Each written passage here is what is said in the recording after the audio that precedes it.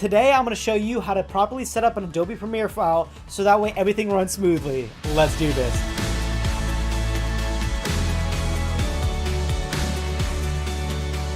So if you're new here, hit that subscribe button because we talk about content creation in the digital space, whether that be photography, graphic design, or filmmaking. Anything that has to do with content creation, we're going to be building a community together. So the biggest thing I've noticed when people are just starting off when it comes to editing is that they don't know how to set up a Premiere file. And it's very crucial that you learn how to do so correctly, because if anything goes wrong, it's going to cause a huge headache. Trust me, I've been there and I've had a lot of friends that's also been there. So this is going to help you reduce the headache if anything were to go wrong. Make sure all the files are being used properly. If you ever need to relocate anything, find a new file, make sure everything is just set up properly for an Adobe project, and making sure that you're well organized so that way in the future, you can set yourself up to succeed and reduce your stress in the future if you need to go back and get new footage or just find something on why you need to set up an Adobe Premiere file correctly and be properly organized. So let's just dive into the computer. So before we jump into Premiere, I want to show you something about file structure and why it's super important to have good and clean file structure. So for right now, usually what I like to do is I like to have a project file which have all my Adobe projects in there, whether that be Photoshop, Premiere, and then you can break it down into different subjects, but we're just going to work on Premiere for now. And then afterwards, I'd like to go into video files really quickly and then just like create different packs where it's like a video and audio. And if you have more information, like you have thumbnails, videos, screen captures, or photos, I like to all organize that because it's going to get really messy later on. Okay, so now let's jump into Premiere. So let's label this Video Teachings Premiere Pro PP. So first and foremost, you want to make sure you know exactly where the location is. If you're working off a hard drive, make sure everything is on that hard drive nice and neat. So let's go into desktop. Ooh, I got a lot of stuff open over here. Jeez, man. Okay, cool.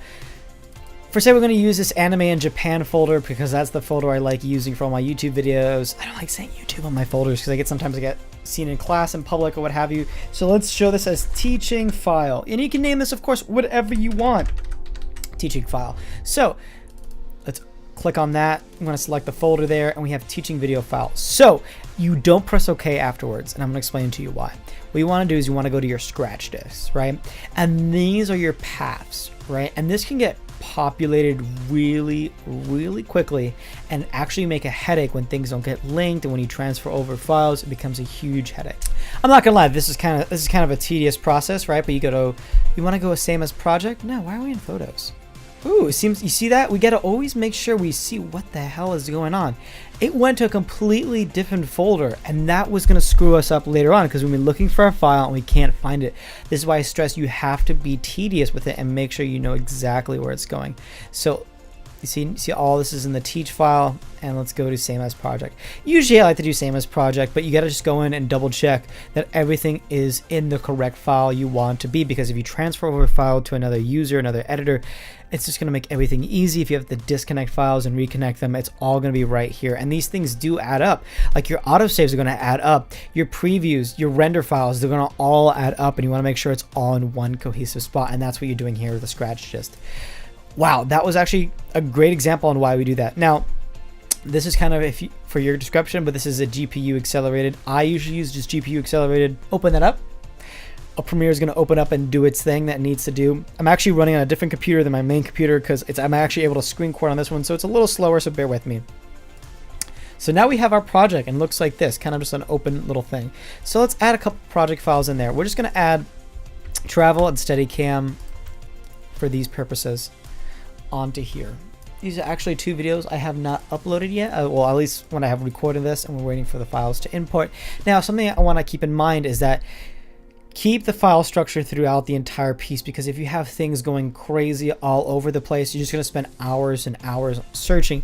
In the beginning, it's going to seem like, oh, whatever, I have it there, it's fast and easy, but really you're actually sparing yourself for future endeavors. Like if you do YouTube videos, right? Every week you have to come out with a new YouTube video. So after a certain amount of weeks, you're going to have hundreds and hundreds of files, especially if you're using the same file over and over again to make sure you're organized. And for say, like if you're editing a wedding or if you're editing a documentary, that requires a lot of footage. Make sure you're nice and clean. If you're working on a commercial and you have different editors looking at it, you have a color gradist and stuff, or whatever you have, like an audio guy, make sure all these files are nice and clean for everyone to look at. Okay, cool. So we have this nice load up. So we have our videos and we have our audio. Sometimes in Premiere, especially with you have Windows, if you have a folder within a folder and nothing else, it's just going to go to the next folder, and that's the case that we have here. So now you want to go to File, New, Sequence. And now what I usually like to do when creating a new sequence, I like to go to DCLR, SLR, go to 1080 and go from there.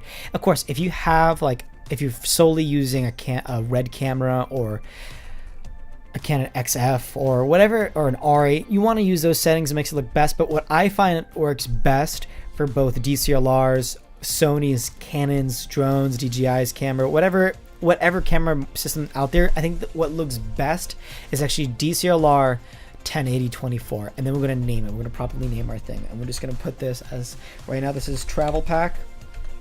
I'm just going to name it travel pack for the fun of it, and then we have it right there. And then of course now I have all these different videos in there. You populate it in there, and then we're going to populate the audio. Now when it comes to syncing up audio, right, you want to have this formation, especially if you're using Pluralize, but we're not going to use Pluralize right now. But when using any type of audio sync program, you want to make sure that the camera files are all on the same file length. You see like what I'm doing? That's actually too small to even care about. Let's use this guy right up here. It should be larger. Okay, none of these are actually larger. Actually, okay, this guy's larger. So if you want to sync these files up, you would actually just line them up all up, and then each individual camera or same file would be on its own different track, and then it will just auto sync from there. Okay, cool. So now once we're here, we just want to sync these two guys up. And usually the best way to sync is just either you do a clap, but if you don't have a clap, that kind of sucks, doesn't it? So we find a point, a recognizable point that we can all just listen to. And it's right here in the beginning.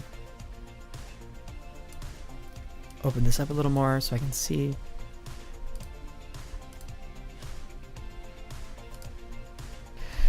Okay, cool. And then we get this really quickly synced, and then we have this synced and ready to go, and then you can start editing from there. Now that you have your project ready to edit and ready to go and all set up properly to make sure that you're well organized and keep on going from the future, and I look like a crazy person, watch tomorrow's video where I talk about using the tools of Adobe Premiere. Thank you so much. Thank you so much for watching. I really do appreciate it. I want to know your thoughts down below about this video. Did you appreciate my Adobe Premiere video? Do you want to see more videos about Adobe Premiere? Do you have any crazy stories about delinking or being unorganized with your edits? Thank you so much for watching. I really do appreciate it. Don't forget, I make daily videos about content creation. Kiss, kiss.